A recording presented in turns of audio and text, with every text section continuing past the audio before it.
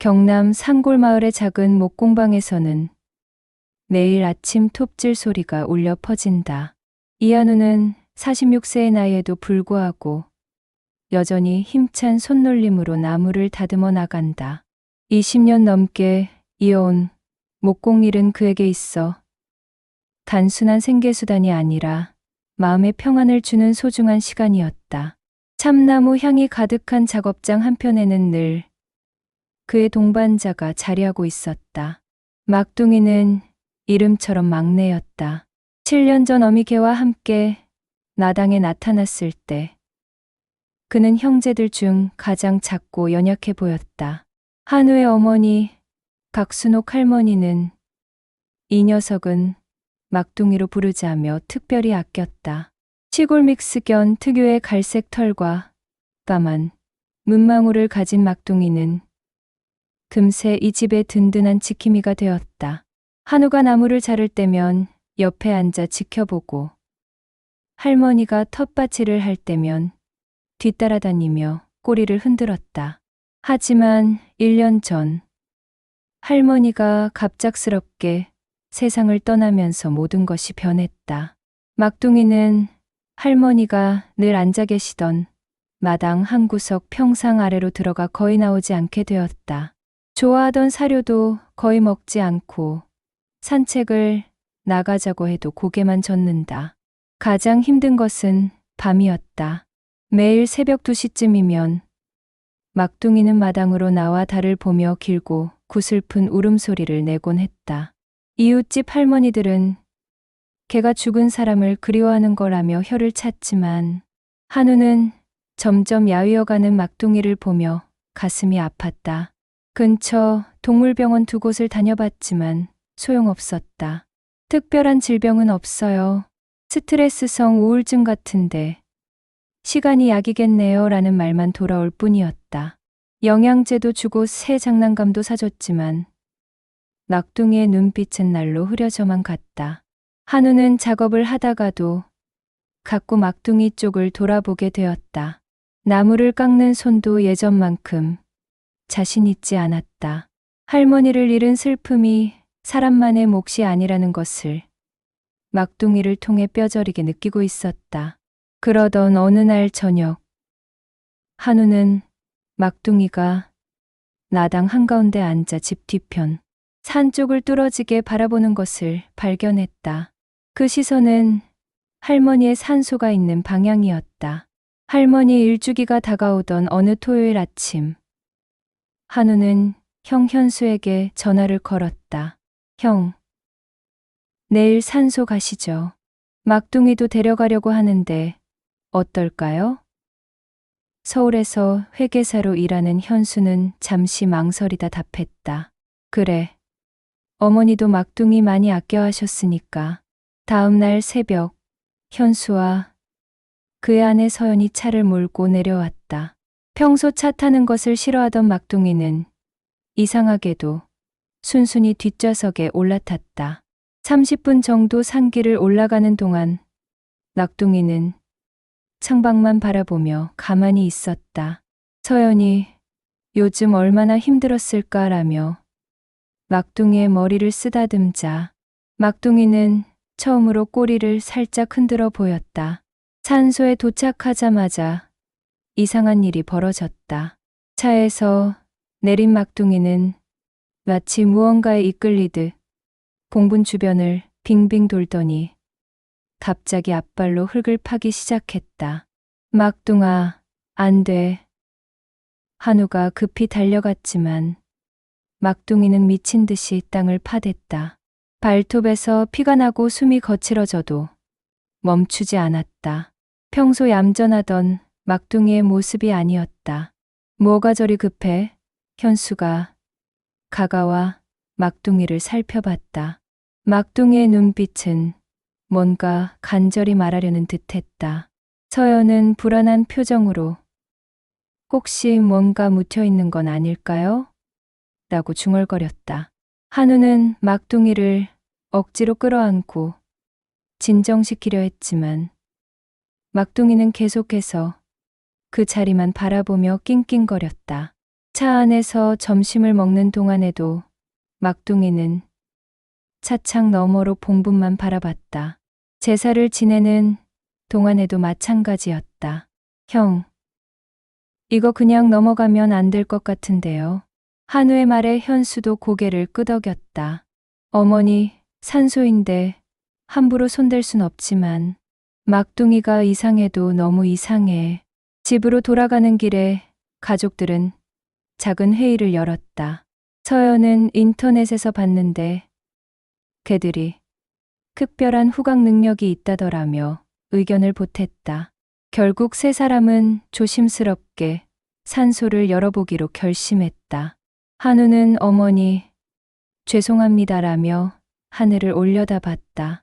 월요일 아침, 한우는 마을에서 가장 믿을 만한 장례업체에 전화를 걸었다. 산소를 임시로 열어봐야 하는데요. 가능할까요? 사장은 특별한 사유가 있으신가요? 라며 궁금해했다. 한우는 솔직하게 상황을 설명했고, 사장은 그런 일이라면 조심스럽게 도와드리겠습니다라고 답했다. 수요일 오후, 장례업체 직원 2명과 함께 다시 산에 올랐다. 막둥이는 이번에도 같은 자리에서 흙을 파려고 했다. 여기 말고 옆쪽을 파보세요. 한우의 지시에 따라 직원들이 신중하게 봉분을 파기 시작했다. 1미터쯤 파내려가자 할머니의 관이 나타났다.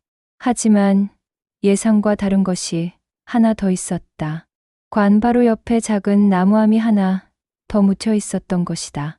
이상하네요. 보통은 이런 게 없는데. 장례업체 사장도 고개를 갸우뚱했다. 한우와 현수는 서로를 바라본 뒤 조심스럽게 나무함을 꺼내냈다. 뚜껑을 열자 작은 유골함과 함께 낡은 종이 한 장이 들어있었다. 종이에는 강미래 1999년 8월 15일생 2022년 3월 10일 사망이라고 적혀 있었다. 가족 중 아무도 들어본 적 없는 이름이었다. 이게 뭐지? 현수가 당황스러워하며 중얼거렸다. 서연은 이건 분명 불법 매장이에요. 신고해야 하는 거 아니에요? 라며 불안해했다. 한우는 즉시 지역 파출소에 전화를 걸었다. 산소에서 신원불명의 유골이 발견됐는데요. 1시간 후 경찰관 2명이 현장에 도착했다. 경찰은 현장을 꼼꼼히 살펴본 뒤 수사가 필요해 보입니다. 일단 증거품으로 가져가겠습니다라고 말했다. 그날 밤 집으로 돌아온 막둥이는 오랜만에 꼬리를 흔들며 한우 무릎에 머리를 올려놓았다. 마치 고맙다는 말을 하는 것 같았다. 한우는 막둥이의 머리를 쓰다듬으며 내가 알려준 거구나라고 속삭였다. 그날 밤 막둥이는 처음으로 새벽에 울지 않았다. 사건 발생 3일 후 목요일 저녁, 대문 앞에서 누군가 망설이며 서성이는 소리가 들렸다. 한우가 나가보니 할머니를 2년간 간병했던 송주희가 서 있었다. 50대 초반의 주희는 평소와 달리 초췌해 보였다. 한우 씨, 잠시 이야기 좀 할 수 있을까요? 거실에 앉은 주희는 차 한 잔도 제대로 들지 못하고 손을 떨고 있었다. 한우가 최근 일을 설명하자 주희의 얼굴은 하얗게 질렸다. 그리고 갑자기 바닥에 무릎을 꿇고 눈물을 쏟기 시작했다. 죄송합니다. 정말 죄송해요. 주희의 고백은 충격적이었다. 강미래는 주희의 외동딸로 어릴 때부터 희귀병을 앓아 평생 병원을 다니며 살았다고 했다. 대학교 졸업을 2달 앞두고 갑자기 병세가 악화됐어요. 그동안 치료비로 집도 팔고 빚도 많이 져서 봉안당에 모실 돈도 없었어요. 미래가 세상을 떠난 뒤 주희는 어떻게 해야 할지 몰라 막막했다. 그때 생전에 할머니가 했던 말이 떠올랐다. 주희 씨는 이제 우리 집 식구나 다름없어요. 나중에 내 옆에 함께 묻혀도 좋아요. 할머니는 늘 주희와 미래를 친딸처럼 아껴주었다. 그래서 새벽에 혼자 산에 올라가서 어머니 옆에 미래를 묻어드렸어요. 주인은 목이 메어 말을 잇지 못했다. 어머니가 미래를 돌봐주실 거라고 그렇게 생각했어요. 정말 갈 곳이 없었어요. 한우는 화를 낼 수도 없었다. 주위에 절박했던 마음이 이해됐고 할머니의 성격을 생각하면 정말로 미래를 받아주셨을 것 같았다. 주희 누나, 일단 일어나세요. 우리가 뭔가 해결책을 찾아봅시다. 다음 날 한우는 현수에게 전화로 상황을 설명했다. 현수 역시 그럴 줄 알았다며 놀라지 않았다. 어머니 성격이면 충분히 그럴 분이셨어.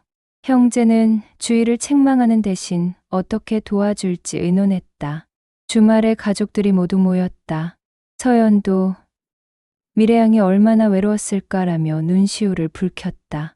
한우는 어머니 뜻이라면 우리가 책임지고 제대로 모셔드려야죠 라고 말했다.